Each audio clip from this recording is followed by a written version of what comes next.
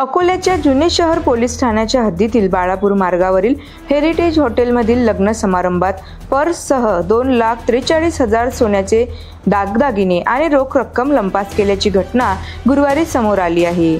दरम्यान अकोल्याच्या जुने शहरातील हॉटेल हेरिटेजमध्ये एका लग्न समारंभामध्ये चोरी करतानाचा अज्ञात चोरट्याचा सर्व प्रकार सीसीटीव्ही कॅमेऱ्यामध्ये कैद झालाय।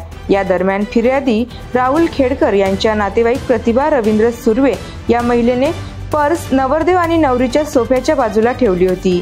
या दरम्यान महिला त्या लग्नविधीच्या मंचावर वधूवरास शुभ आशीर्वाद देण्यासाठी गेल्यानंतर एका अज्ञात चोरट्याने संधीचा फायदा घेत फिर्यादी महिलेच्या नातेवाईकाची पर्स लंपास केली।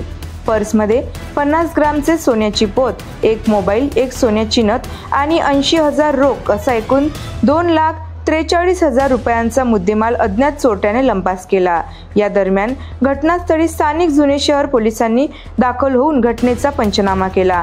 पुढील शोध सीसीटीव्ही फुटेजच्या आधारे जुने शहर पोलीस करीत आहे।